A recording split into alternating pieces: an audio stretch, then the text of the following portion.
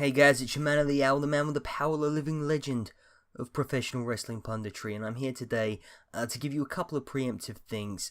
Firstly, this episode of the SteelChair Shoot goes out to the original living legend of professional wrestling, the dearly departed Bruno Sammartino.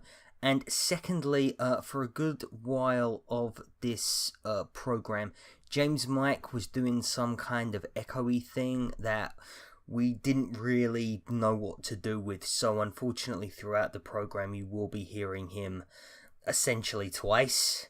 You know, I know it's painful enough to hear him the first time, so yeah, please bear with us, and we do apologize. Oh my days, it's that time again, Joe. Do you know what time it is? Is it SteelChair Shoot time? It is SteelChair Shoot time. Hello everybody, welcome to the SteelChair Shoot, where today we're going to be looking at Backlash. Yay! Yay! The show that revealed that when WWE says we're getting the best of both worlds, those two worlds are rest holds and weak comebacks that the crowd skip to avoid the traffic. We got through it.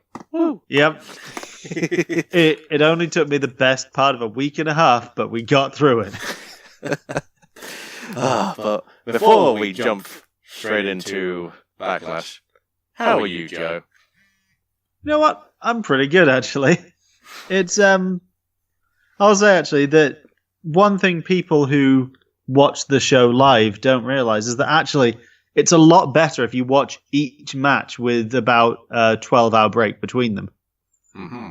It really allows the complexities of each match to just reveal themselves more subtly. Yeah, but I guess it sucks even more if you're, say, a paying customer that's decided to go and watch the show, but then feel like you've wasted your money and you getting... Basically, you feel like your ass is falling asleep. Yeah. And you can't exactly go, I'll come back in 12 hours. But you know what? I actually, I've had quite a nice time since the Great Royal Rumble, because Backlash is actually, Backlash and Wrestling Dontaku are the only wrestling I've watched since. Dun, dun, dun. I thought you were meant to be writing about wrestling. Why aren't you watching more? No, I'm editing about wrestling now. I don't write it anymore. You edit other people's wrestling. Yeah, I don't watch it. I just assume their opinions are right. You just assume, they're totally not lying about this match. Yeah. It's like, you know what? I can assume that Daniel Bryan and Rusev had a match last week. That sounds like something that would happen. It does. It does sound like definitely a thing that would happen. So, this pay-per-view has been speculated and possibly illy called the worst pay-per-view of modern WWE. So it has. And you know what? This is going to come as a controversial opinion, but I think they're possibly being unjustly harsh on it. Get out! The wrestling community is never wrong. What are you talking about? But we'll get into some of my more controversial opinions later. Their overreactions are justified. All the time. I do have to ask, before we jump into this, just to keep you in a happy spot, did you watch any other wrestling recently that you enjoyed? I watched one show. Well, okay, I'll say nice things first. I went through SteelChair and managed to meet the lovely editor David. We managed to go see the London taping of Monday Night Raw, which I found very enjoyable. Match of the night was definitely Kevin Owens versus Seth Rollins, and it was quite a different experience seeing it all live and take place. So I think that's a good experience we can walk away from. Yeah, did I hear that, including a tag match after they went off air, that Kevin Owens actually pulled triple duty that night? He did indeed. He was in there for 3 matches, and my God, I bet he deserves something like an extra bit in his paycheck at this point, because wow, he pulled out all the stops that night. Also, but not forgetting Elias, who finally managed to get his own concert in London. So that's a happy thought. But yeah, And from happy thoughts, we move on to the section of the show we call Who Watches the Pre-Show? Not James, me. did you watch the pre-show? Nope. Never. Okay. Did you watch Well- the pre-show? You missed out on Bailey and Ruby Riott having a match. Was it as good as you'd expect? The thing was, Ruby Riott was actually, and the Riott Squad in general, were performing reasonably solidly, actually. And looking like they might actually be slowly built up to be a threat. Mm-hmm. But Bailey was weirdly not great. Considering she was always the one of the four horsewomen who, even when her character work wasn't great, you always thought, well, she puts on a good performance in the ring. She was... I don't like using the word sloppy because I feel like it leaves us open to describing certain disgusting acts. But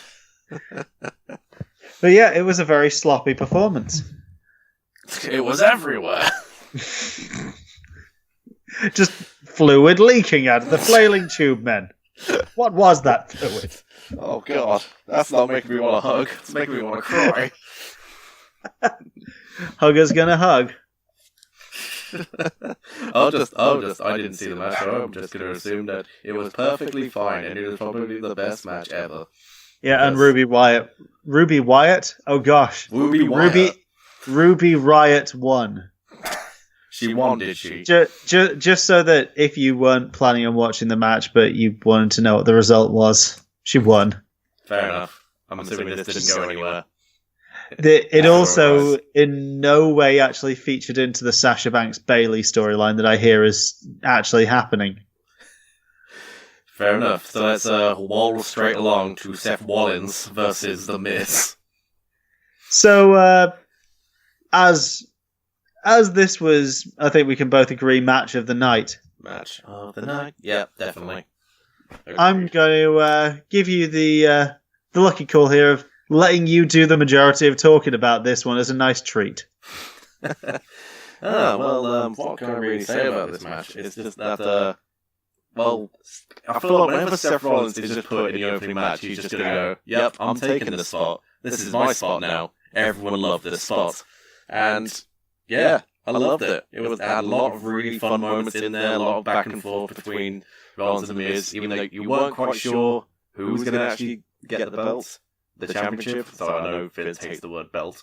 But it wasn't really clear who was going to win, even though you could argue that since both of them are on two different brands, that the brand with the less belts is probably going to take it, so they can balance it out. But you soon forgot about that as the match continued. My only real criticism of the match would be that it should have finished at least like 5 minutes earlier.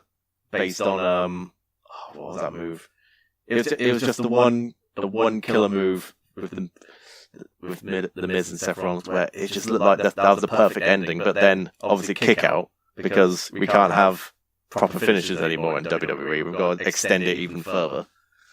So the match carried on for a little bit longer until we finally got the finish that we expected of Seth Rollins taking the win.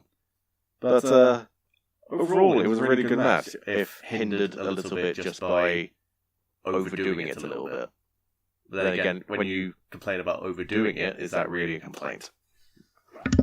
Yeah, it's something that I've seen a complaint levied actually as well at a lot of Okada's big matches at the moment, which is that no one actually buys any pinfalls in the first 15 minutes or with the first finisher anymore. Because everyone knows that with Okada, a match is going over 20 minutes, with any big match in the WWE, that it's going to have at least one kick out of each person's finisher just to make it fair. Do you think that's starting to hurt it, almost giving each match a bit of big match fatigue? If anything, it just kind of like hinders psychology. Like based on, I had this like similar idea when I was watching. I think it was it was a New Japan match actually. Oh god, don't mention New Japan. It's WWE podcast. Yeah, people will complain. Just do what they do in WWE. Refer to it as a match that happened in Japan. Oh, in the dojos. We AJ Styles and Shinsuke Nakamura fought a lot previously in Japan. Just Japan.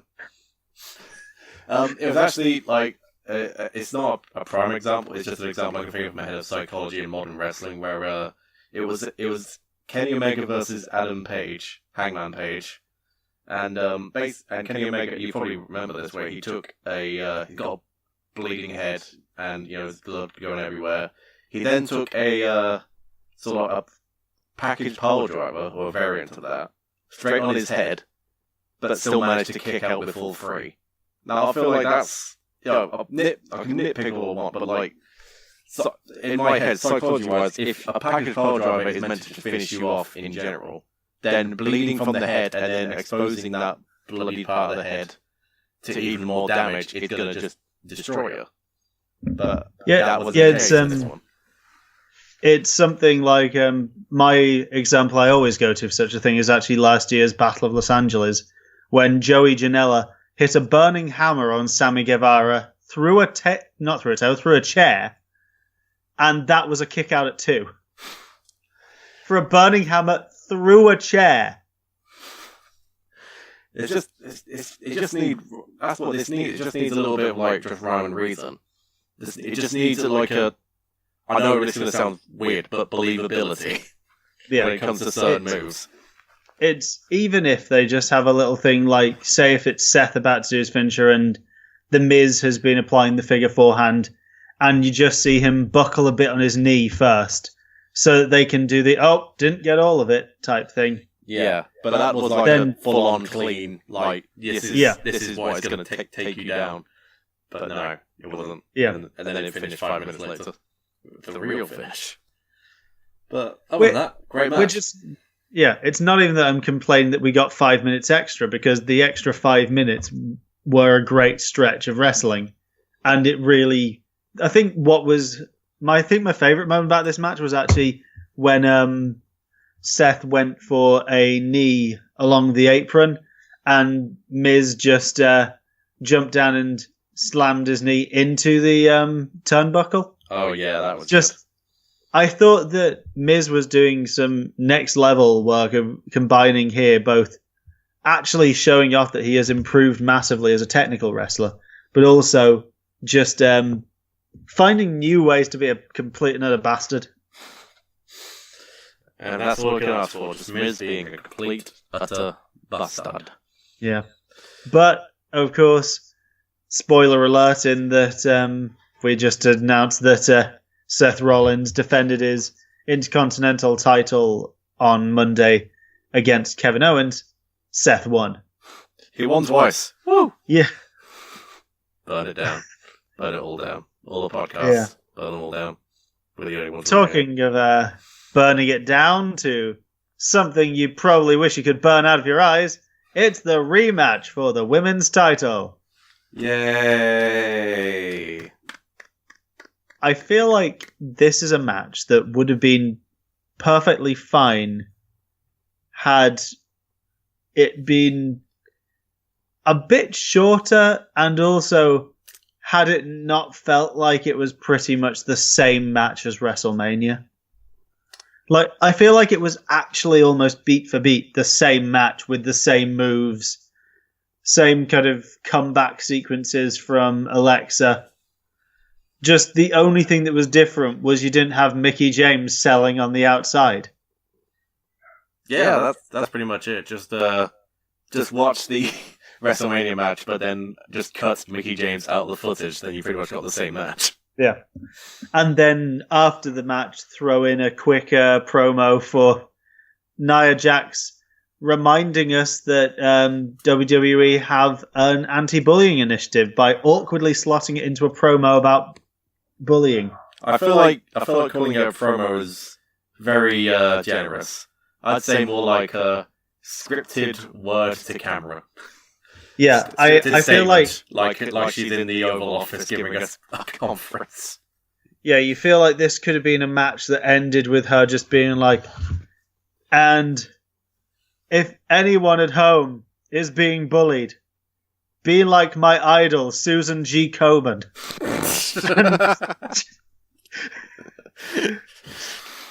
I don't know. Remember, your corporate sponsors don't want bullies around. Hey, Mountain Dew. They don't just tell you to do the do. They tell you to be yourself. Don't do the bully. 24-hour energy gives you the energy to beat bullying. No, don't beat the bully. That's even more bullying. Just don't bully. Stop. Yeah. Be a star. That's it. Just be a star. Whatever that means. So, do you have anything more to say about this match? Be a star. The motion picture. Okay. I'm kind of sad that this is the kind of rivalry we've just sort of settled on here. I know there was there's probably good intentions with it because of the whole Alexa Bliss basically fat shaming Nia Jax, but WWE's not really good at handling sensitive subjects like that, really, and it just kind of does just come across as corporate and forced in the worst possible way, especially when this whole sort of thing began with Nia basically crying in the ring as Alexa and Mickey were talking about her backstage, and it just felt awful, and not in a good way. Like, you meant to feel bad for Nia. It just came across as actual bullying in a way, and also it kind of just made Nia come across as just what's the word? She just came across as effing crazy, to be honest. When when she first heard it, she basically stormed into that room and threw shit everywhere, and it just doesn't paint the best picture of her, to be honest. That's just my 5 cents on the matter, to be honest. I've stunned Joe into silence. Are you still there, Joe? Hey, sorry about that. Pigeons outside. Okay. Dogs. I don't know if you can hear them on your end. Yep. I did hear some dogs. No, I was just going to say, I've heard this said on other... This is hard to believe, but did you know there are other wrestling podcasts? No, we burnt them all to the ground. Oh yeah, of course we did. But yeah, on the ashes of what were once other wrestling podcasts, I had heard people saying, it does feel like almost you want to say to them, WWE, if you want to really represent your anti-bullying initiative well, just don't show bullying on TV. Even if the bullies then get their comeuppance, just don't show it. Especially if that comeuppance ends with basically you plugging your own corporate initiative. Yeah. You just come across as, douchey. Which brings us to a time to talk about our sponsors. Today this is brought to you by SteelChair's Just Say No campaign. What are we saying no to? Outrageous fan booking. There we go. That's good enough. Yeah. So, no fan booking here. If you see a fan booker, put them in the bin. Yep. That's what Booker T would do. He would do many things, but he would not fan book. We don't say shucky ducky quack quack fan booking. We say shucky ducky no. For God's sake. So was it Elias next or was it Jeff and Randy? I can't remember what Elias did on the show, to be honest. Oh, you can't remember the best bit of the damn show? Oh, yeah, I remember that bit. I just don't remember where it came in the show. So we just talk about Elias before we get on. Let's just talk about Elias and assume that it was now. So, because obviously, see, I actually really enjoyed this. For anyone who didn't watch at home, why are you listening to this about 2 weeks after the show if you didn't watch it? But on the assumption that there's one of you out there, So Elias was doing his standard thing of just being in the ring and preparing to have a concert. We discovered at this point the biggest piece of character development that's happened in the WWE in years, which is that JoJo not only does ring announcing, but controls the lighting and sound booth as well. Oh my god. She's on those faders. She's got all extra skills. So she's the one to blame every time someone gets distracted in a match by their rival's music being hit. She's to blame every time The Undertaker comes by, because she knows when he's coming by. She could have told John Cena, but no. No, she'd probably just let Elias come out first. Yeah. To which, thought I'd just take this moment to say as a quick side note, I was reading somewhere something we didn't apparently mention during the Grace Royal Rumble. Did you realise that apparently The Undertaker's entrance lasted roughly as long as the Bludgeon Brothers and the Usos were in the ring together? No, but now that makes me very sad. Aww. So there was Elias, Mm-hmm. and starting to do one of his trademark concerts when, before he could get his song started, out come the New Day, doing their thing, throwing pancakes, saying, hey, we'd like to join in with this concert. Then when Elias says, well, you can't, they say, well, we didn't want to join in with your concert. Then, just before he's about to start again, in comes Rusev. Was it Rusev Day or No Way Jose next? We'll go with it. It was Rusev Day, because it heavily built up. It was just getting worse and worse. Oh, yeah. Then in came Rusev Day. Aiden English did some singing. People joined in. Still great. Elias tried to start his song again. In came No Way Jose with his conga line, including Titus Worldwide and Breezango. Of course. Because the best of both worlds means all of your lower mid-carders are now conga line extras. And then finally, just when he was about to actually get started on his song, Glorious kicked in, and Bobby Roode appeared in the ring as if by magic and hit a glorious DDT to then, I think it was No Way Jose's music started playing as they all danced up the aisle, including some twerking from Bobby Roode. Yeah, do you remember when Bobby Roode was an intimidating heel? An intimidating bad guy, where he would come across as just a rich douchebag. Now he's just shaking his ass. I miss the old Bobby. Yeah, I enjoyed this segment because, yes, it very much felt like something that could have just happened on a Raw as a special, minus the New Day. But I thought it was fun seeing everyone cutting loose and just, if they haven't actually got anything going on, at least it seemed like everyone was having fun in this. And Bobby Roode, for whatever you say about him not being an intimidating face, he seemed like he was having a lot of fun out there. Well, he could work better than me, that's for sure. Mm. And his group Glorious at the end on the ramp with Jose Worldwide and the New Day was just made all the better by Rusev and Aiden English's disgusted looks at them. I did think when, Aiden English was going to start dancing, but Rusev just pulled him away and immediately fall back to that scene from The Mask. And then just start dancing and I'll blow your brains out. I feel like what we had in this segment was to bring it back to the wrestling in Japan that is new.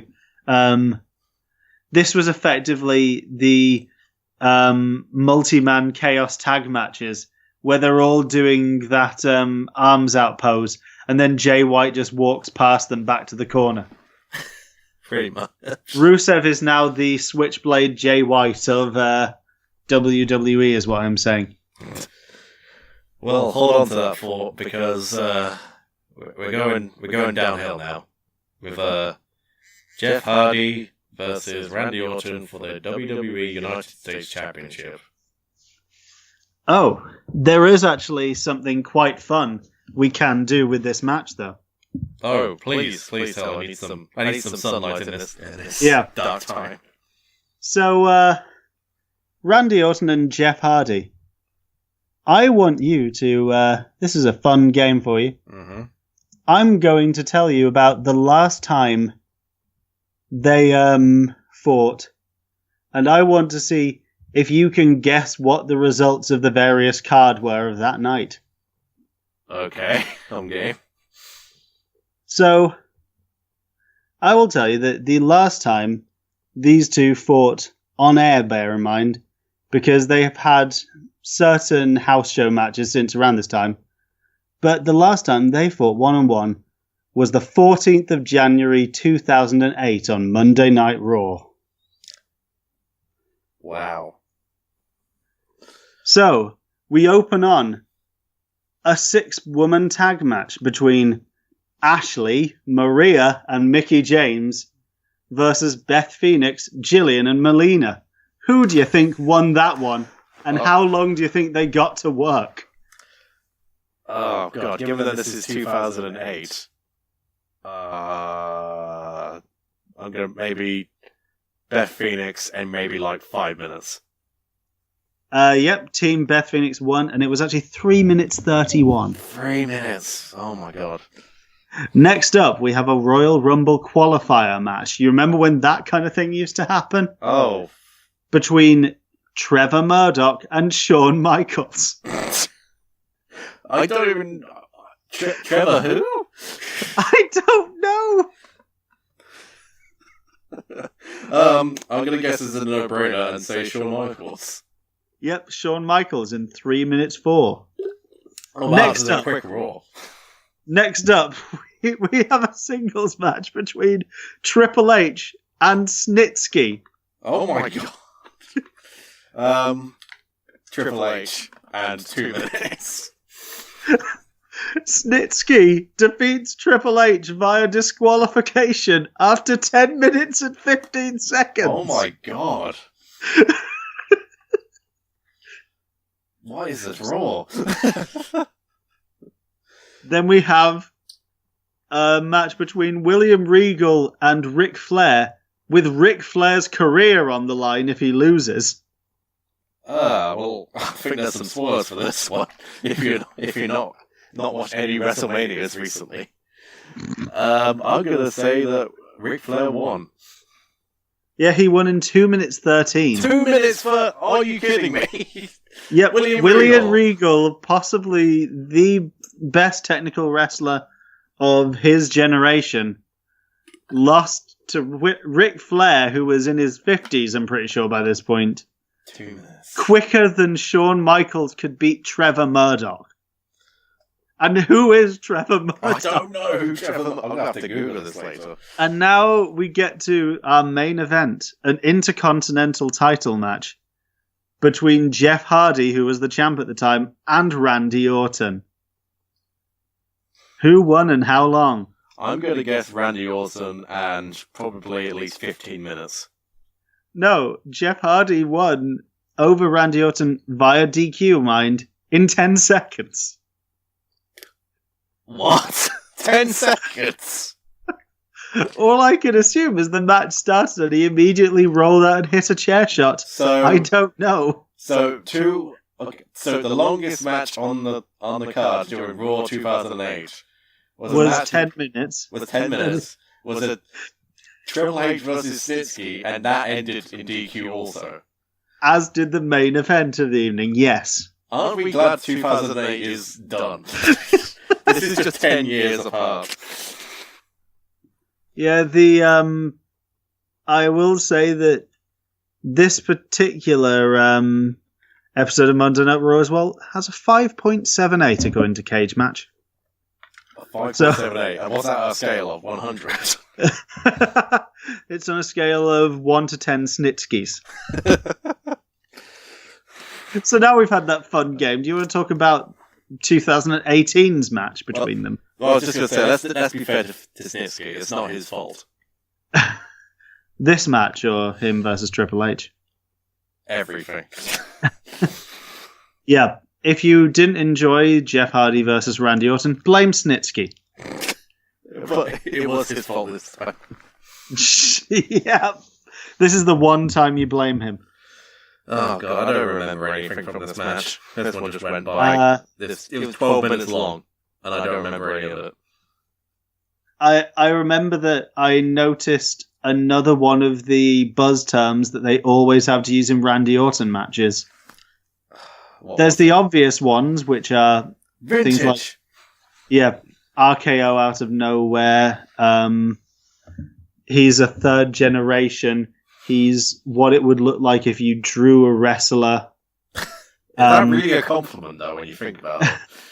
It's like the generic wrestler on 2K18 is what you would look like if you got what you think of a wrestler. Yeah, but also there is the slightly lower down the totem pole, but no less important ones like JBL always saying off a power slam by him. The great ones make it look easy, Maggle.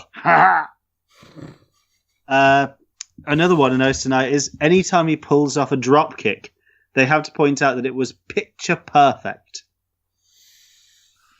I'm going to hear this every time I hear a Randy Orton match now. And bear in mind, I really don't like Randy Orton matches. Yeah, you don't really like Randy Orton matches. I find it quite depressing watching the bodysuit of Jeff Hardy holding his limbs together. I don't remember him falling apart at one point, but I can assume at one point he might have given him the wrong move. Yeah, kick him in the shoulders and they'll just fall off. He's like a really, really cheap action figure to get from the Poundland. Yeah. Squeeze him once, just falls apart. There's not really much we can say about this match now, I think about it, is there? Unless you got anything... Because think about it, the most we've talked about this match is a match that happened 10 years ago. Just want to check. Jeff won, right? I think so. I just realised now, I don't have the results in front of me, and I think he won. Jeff Hardy won. He did win. Okay. Yes, he won. He won, everybody. Don't worry. We got the news 2 weeks ago. This is old. The sooner they can get that belt onto Andrade Almas, the better. It's going to take some hard work, given that he's they're both on SmackDown, aren't they? Oh yeah, never mind. Yeah, that's going to happen. That can happen. Woo! Anyway. So, Daniel Bryan's back, baby. Yes. And yes. The first person he's feuding with is Big Cass. Because that's what we... Yeah. Talking once again of the possible insult to Randy Orton of pointing out the generic nature of his moveset. You see, this is a very unique encounter, Joe, because Big Cass is very big compared to Daniel Bryan, who you would possibly say is small compared to Big Cass. So Big Cass, he's been away for quite a few months on injury. Mm-hmm. And in that time has still not worked out how to do anything other than clubbing blow or big boot. But he's big. It's in his name. And if he doesn't be careful where he's walking, it looks like his Titantron says big ass. Yep. But the thing is, it's when you look at the more successful big men of recent years, or I know he's not necessarily someone associated with the big lad style fully in the same sense as, the Giants in that way. Mm-hmm. But take a Cassius Ohno or a Chris Hero, where what he's done is, as he's been less able to fully do all of his flips, he has focused in on the one thing he does really well, which is elbows and boots, and just tried to make sure he pushed himself to where he just has basically perfected elbows such that he could just do a match where all he does is elbows and sell, and it's still great. You feel like Big Cass hasn't really worked out what he does well. I mean, it's not it's not talking. That's still something he's still trying to work on. Yeah, it's. I feel like it's David Goliath encounters weirdly rely on you not viewing Goliath as the underdog. I mean, it's just like that you know, the David and Goliath story type can go well. We've seen it done well many times in the past. Just this one just seems like just so unnecessary. Yeah. When we know that there's more stuff that Daniel Bryan could be doing. And I get maybe they want to try and ease him into the WWE back into there again. But as we've seen from the Greatest Royal Rumble, he's effing eager to get back into it. Like to just jump straight in after you saw how red his chest was. He's dying to get broken. You know what I mean? Yeah, he's basically trying to persuade them right now to sign Walter just so he can find out how red his chest can get. It's going to look like Red Skull by the time he's finished with him. Spoilers for Infinity War. Oh, yeah, spoilers. Yeah, Red Skull just comes down and starts chopping Thanos. Yeah, what we learn is that the only way Daniel Bryan's going to be allowed to win a title again is if he pushes Brie off a cliff. I'm sorry, little one. Well, I couldn't say it about Birdie. That would have been too far. Oh, yeah. Oh, Jesus. So Daniel Bryan won this one? Yeah, through submission. So that's basically... Is that nailing the coffin in that rivalry? But they're still going to drag it out anyway? Yeah. So various beats that have been in this so far. Big Cass has said Daniel Bryan is small. Big Cass eliminated Daniel Bryan from the Rumble. Daniel Bryan cleanly won a match via Big Cass tapping out. Then Big Cass got annoyed and hit him with a boot or something afterwards. Following weeks, Daniel Bryan calls out Big Cass and just manages to get the upper hand in their encounters. This is an exciting encounter. This is encounter. So sorry, yeah. Yeah, I don't see why we need to keep this one going. He's won. So, if there's anything everyone can take away from that, if there's anything anyone can take away from this rivalry, is that Big Cass is big, and that Cass Hole is more over than he is. Also, I'm really trying to drag out the ending discussion of this one because, we have to move on to next. It's the other women's title match of the night. Mm-hmm. The one that's slightly controversial. Yes, that's right. It was the SmackDown Women's Championship being defended between the woman dressed as a peacock who defeated the woman with a near 2-year-long streak. Or over 2-year-long streak, I believe. Being defeated by a chessboard full of screaming. Yep. I mean, I can understand Can you argue that description of Carmella? I mean, I'm trying to understand what the idea was when creating this match. Was that they wanted Charlotte to come in overconfident. They wanted her to come across as just like, I'm just going to walk away from this easy peasy. But obviously, she'll stumble a little bit, but that will give Carmella the chance to steal the win. Well, I'll say steal the win. She won through submission. So, yeah, that's the issue. That's the issue, really. Is that if they wanted to just show that Charlotte is a bit overconfident and not thinking critically about her opponent and just basically underestimating her, then really wouldn't it have been better for her to just get rolled up for the pin instead of just made her tap out? That kind of makes the person look a little bit weaker and almost stupid. Yeah. So that's great. Also, considering this week's SmackDown shows that apparently they're already going in on Asuka taking on Carmella at Money in the Bank. Oh, so it's Charlotte's out of the title picture entirely now. So pretty much it seems to be that, yeah, what they've done is gone... Charlotte beats Asuka, and then Carmella beats Charlotte. So at this point, does this suggest that Carmella has a better chance against Asuka? I don't know, but it's just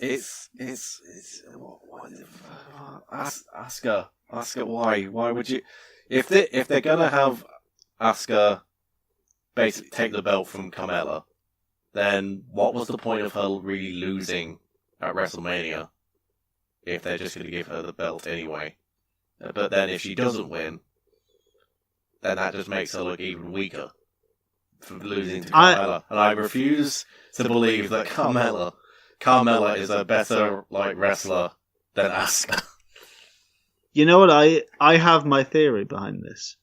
Oh, and is this your fancy booking going on right now? This might be fancy booking, but this is my actual theory of you can't prove this isn't what went through Vince McMahon's head. My theory is that Carmella turned up to WrestleMania with the Money in the Bank briefcase, and it was only then that Vince remembered that they were going to be doing Money in the Bank in June, and that there was already a Miss Money in the Bank who hadn't cashed in. So my theory is Carmella only won it because they thought, well, we can't actually have the first ever women's Money in the Bank winner just lose her cash in or have it time out. So we have to have a win. I mean, it's already been tarnished to the point where technically James Ellsworth is the first person to win the women's Money in the Bank. Yeah. Don't give me that do-over shit. It happened. Tarnished. It fucking happened. Don't deny it. I am still just waiting for now that Alexa and Ember Moon are both in the match. My prediction is still that they're going to end up trying to just do something silly and outdo Edge and Jeff Hardy from the classic TLC match. And we're possibly going to see Ember Moon hit the Eclipse on Alexa off the briefcase in midair. I would love to see that. That sounds so good. Because I feel like if anyone could actually make that work and not die, it's Alexa. And there we go again. Speaking about better things happening than the match that would actually happen. Yeah. Next show. You know what's next? Do you know? Do you know what is it it feels like? Round 4? Round 4 of 70 more encounters to happen. So you remember how in the lead up to WrestleMania they were hailing this as a dream match, as like the once in a lifetime thing that happened between John Cena and The Rock. And much like that, it then just happened a load more times. I remember this well. I remember this, and now we're thinking just stop! Just stop! We need a break! It's to the point where apparently they had another match this week on SmackDown that people were saying was the best of their 4 matches so far in about 2 months. And I'm just thinking, I can't be bothered to watch another AJ Styles Shinsuke Nakamura match. Alright, you've got this one. You've got the one on SmackDown, and now you've just got one more at Money in the Bank. Those are the only 2 that I know of so far. Bear in mind, that puts the probable number up to 5? There've been 5 matches. Yeah, you would have thought it makes sense there is the match where at WrestleMania AJ Styles goes over clean, standard match, fair enough. Shinsuke turns heel. He spends weeks tormenting him, greatest Royal Rumble, second match, still no stipulation, screwy finish, fair enough. Third match, there's now a stipulation involved. It's no DQs. You would have thought that's where they have the actual finish to this. But no. They couldn't help but drag this out further. I think what the issue is that this feud, or like this whole feud, was a victim of the multiple pay-per-views being a thing. So everyone they knew that this match was going to make money. So at WrestleMania, so I thought, oh, okay, yeah, let's put this on the next one. Let's put this on the Greatest Royal Rumble to have that happen. And then, obviously, we'd like, okay, we need to drag this out onto Backlash because that one's like a week later. Yeah. So now we've just we just got so much to deal with, and like the sad thing is that even though we've had at least 4 matches, including the SmackDown one that took place recently, they're still not any closer to reaching the height of excellence that the match happened in the Japan section.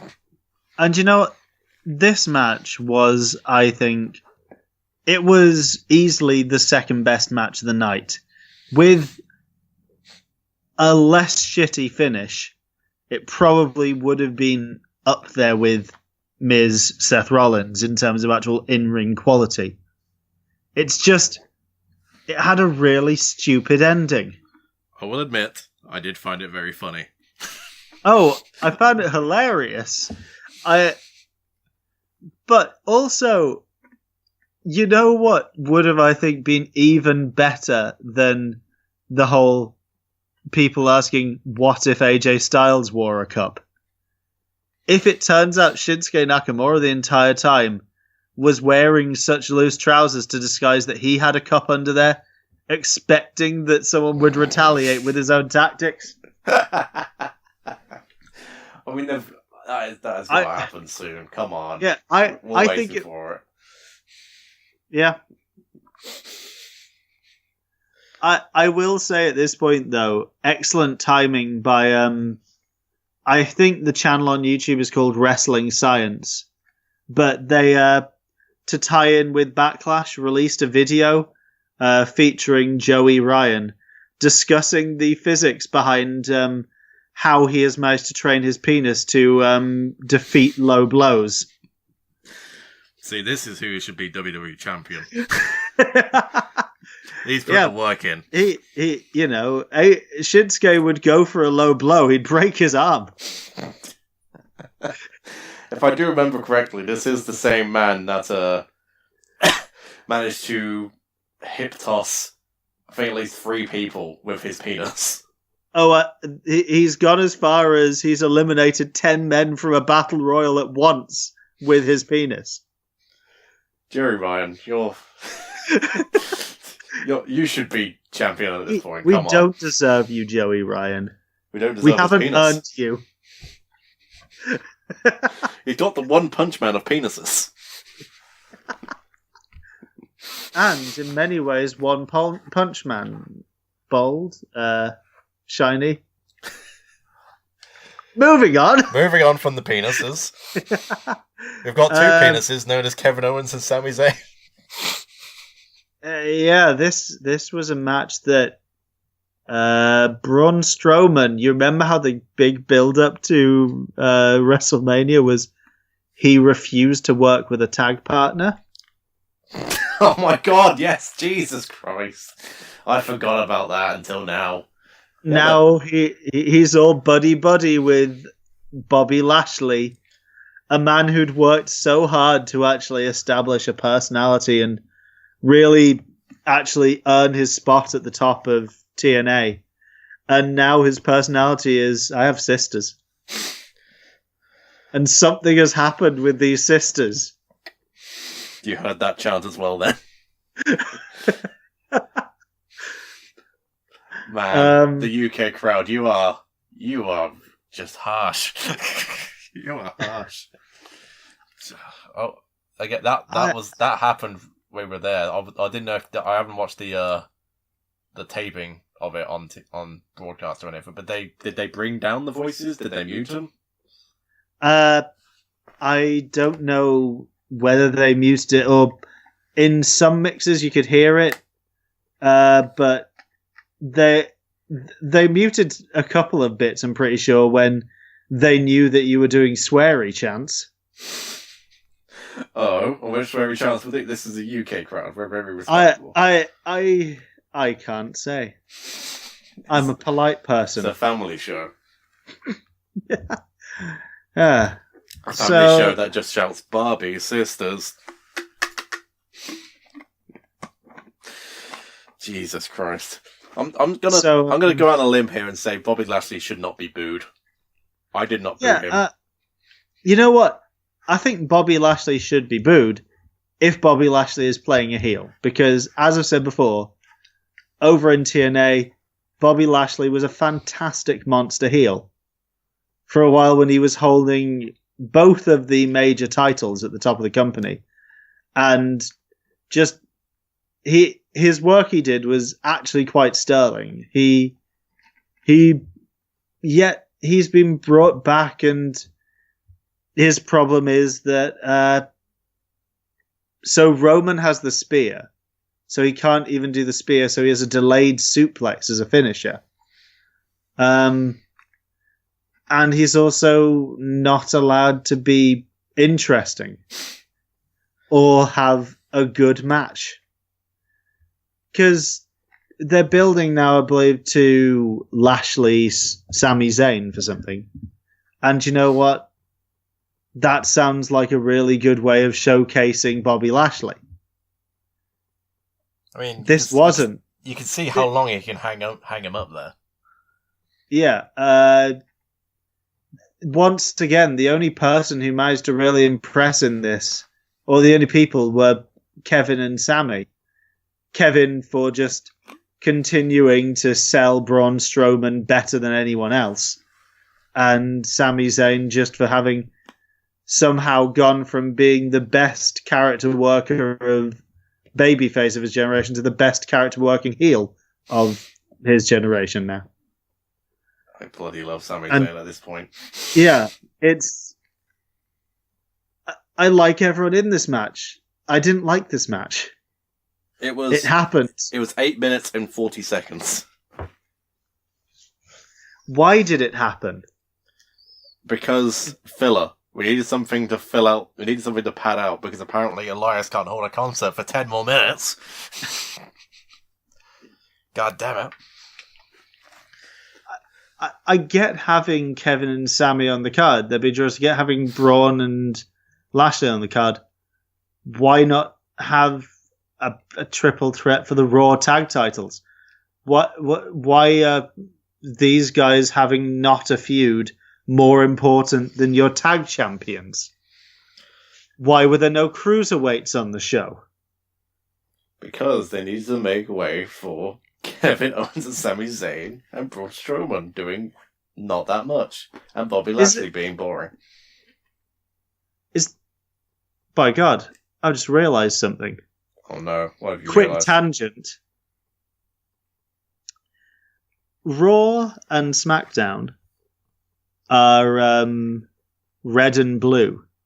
Yeah. Much like Labour and the Conservatives. Mm-hmm.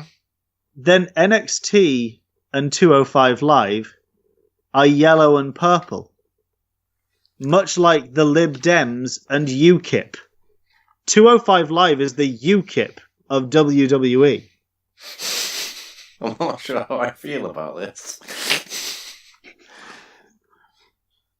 Well, to be fair, 205 Live is run by a mad British man. It is. And you know what? I bet if you gave Jack Gallagher a Brexit means Brexit gimmick, he could run the hell out of that. Right, well, I think it would go over most people's heads, to be honest. Talking of padding for time, you know what? There's a chance we could come in at under an hour with this one, so should we just get Roman Samoa Joe out of the way? Yeah, let's just roll it on out. We got places to be. It's crazy, but I really quite like this one. Blasphemy. You're meant to hate every match Roman does, or else the wrestling community will hang you and draw you quartered. I didn't like how Roman felt like he instantly, as soon as he escaped at the end, recovered from about 10 minutes of what was pretty much just Samoa Joe putting rest holds on him. Oh, you mean Which- like all the time? Yeah, every it's- match he's in. I'm not saying that was a flawless performance from him, because it didn't really show any continuity of him feeling in any way hurt. But you know what? The actual rest hold segments I enjoyed. I felt like it's so often with these things, you feel like, yes, people were probably bored of it, but it did at least answer for them the question, why would the person let go of the holds? That is true. I mean, it did give... Because you know what? He had it locked in. Why would he let go? To be fair, it did give Samoa Joe a chance to breathe in the hatred. Exactly. Just let it go like, yeah, that's right, this is going to be boring, have fun. And I enjoyed Samoa Joe taking the time to just constantly remind Roman Reigns how he can deliver better promos than him while he's in the middle of a match and not even mic'd up. I miss when it was the build up to Samoa Joe versus Brock Lesnar, and we got that clash of promos between Samoa Joe and Paul Heyman. That was a good time. I like that. Can we go back to that time? Can we go back to that time, but somehow have it that we change it so that Samoa Joe wins there? Can we also change it to when Roman was liked? I'm not sure when that was, but I'm definitely certain it was at one point. I mean, I know the kids like him. I mean, I'll say this again because I keep having to state it. I don't hate Roman Reigns. I just hate the idea of him. I'm sure he's a nice person. He comes across the right interviews. I still just do not understand why Roman, as the largest member of the Shield, does not simply eat the other two members. Maybe they're saving that for sweets. Tribute to the troops, you heard it here first. And on that note, that was Backlash. Was it the worst pay-per-view of modern WWE? Joe, what's the verdict? No. Ooh, They've been worse. Solid no. Oh, what's the worst? What's the worst you can think of? I can't name it off the top of my head, but you know what? There were at least 2 undeniably good to great matches. And 2 out of 9, yeah, that sounds bad, but I'm pretty sure I've seen shows they've done where there's been 1 or 0 out of 9. See, I'm going to make a statement and say that the Greatest Royal Rumble was actually the worst so far. Just based on the fact that this was just not from anyone apart from just pleasing a foreign market, and that's fine. It just means it wasn't entertaining. The Greatest Royal Rumble also went on about nearly twice as long, all in all. And that worked against it. This, at least, had the advantage that, sure, a lot of the matches might have not been for you, but they also were over quickly, a lot of them. Not as over as the matches on Raw in 2008, but, that would be a godsend sometimes. So what we can both agree is the only person who can beat Brock Lesnar at this point is Snitsky. Yes. Save us, Snitsky, please. DQ. Also, can we please have whoever gets the Money in the Bank briefcase cash in on Brock Lesnar while he's in the octagon? Oh my god. That would actually be really good. Oh man, I can see that now. Just, was it Dana White? Just going, oh my god, he's cashing in the Money in the Bank. Yeah. And then he's in the middle of a match with, John Jones or someone, and John Jones instead runs in and pins the Money in the Bank briefcase holder and randomly becomes Universal Champion. The thing about that is that you'd actually have to have Brock, beaten to death to that point. just so he's down on the floor for him to actually eat a pin. Yeah. Or else he'll F5 you 10 times in a row and never stop. And you know what? Until you're just a blood puddle. Yeah. If you enjoyed this fan booking, look out for the Money in the Bank podcast, where I explain to you why I think the next Women's Money in the Bank briefcase holder should cash in on an episode of Total Divas. What, right at the moment, John's having that moment with Nikki Bella? I'm not saying anything. I'm just saying you got to wait for the next episode to find out. Are you in collusion with Total Divas? Is this what we're finding out right now? I am Johnny Ace himself. Watch the new series of Total Bellas. People power. Apart from this shill, what else can you shill for us on this lovely SteelChair Shoot podcast? Oh boy, well I could shill for you that SteelChair is of course on Twitter at SteelChair Mag, all one word, and that you can also find us online via our sister magazine Vulturehound by going to vulturehound.co.uk, or you can find me on Twitter at NotJoeRaczka, NotJoeRaczka. And just to confirm, you are Joe Raczka, right? I am. You're just not that Joe Raczka.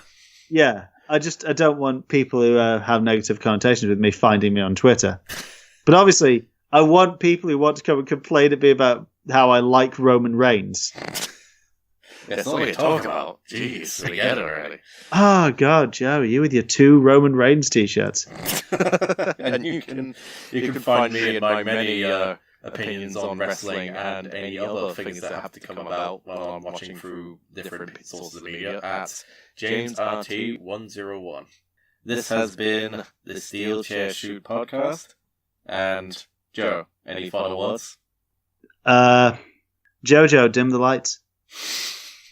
Dim the lights, Jojo. Dim the lights. See ya, everybody. Bye.